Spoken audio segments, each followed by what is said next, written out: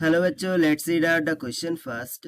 When two displacements represented by y1 equals to a sin omega t and y2 equals to b cos omega t are superimposed, the motion is. यानी कि यहाँ पर हमें to displacement की equation given है y1 and y2. अब इन दोनों को हमें सुपर इम्पोज करना है.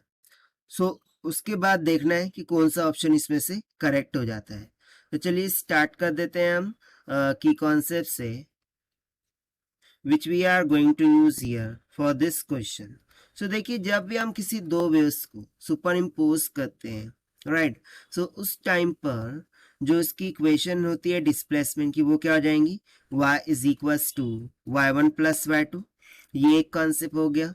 एंड सेकंड थिंग, जो उनका रिजल्टेंट एम्पलीट्यूड होता है वो किसके इक्वल हो जाता है, that will be equals to under root of first equation का एम्पलीट्यूड का होल स्क्वायर, a1 का स्क्वायर a2 का स्क्वायर, ठीक है, plus 2 times of a1 into a2 cos of theta के बराबर.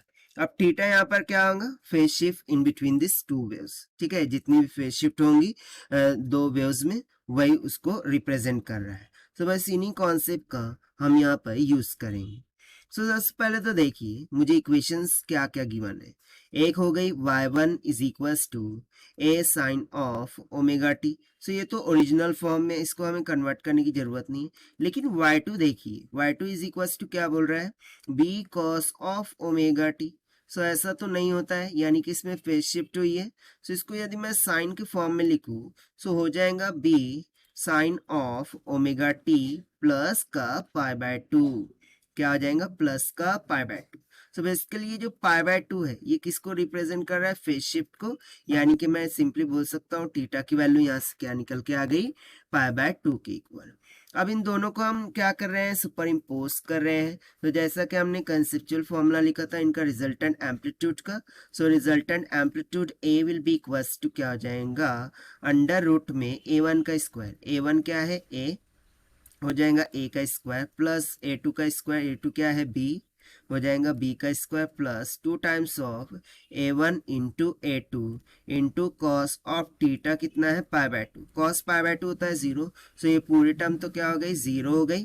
सो सिंपली एम्पलीट्यूड यहाँ से कितना निकल के आ गया, a will be equals to under root में a का स्क्वायर प्लस b का स्क्वायर. सो देखिए ये आ गया हमारे पास amplitude for the superimposed wave. ठीक है, और बेसिकली यही हो जाएगा हमारा आंसर, जो कि हमने सॉल्व किया है by using the conceptual formula of resultant amplitude while superimpose. Now let us take the option. So basically ये सिंपल हार्मोनिक मोशन ही होगी, but only the thing is that amplitude क्या हो जाएगा, अंडर रूट a का square plus b का square. तो यहाँ से देखिए ऑप्शन बी जो है वो हमें मैच होता हुआ दिख रहा है.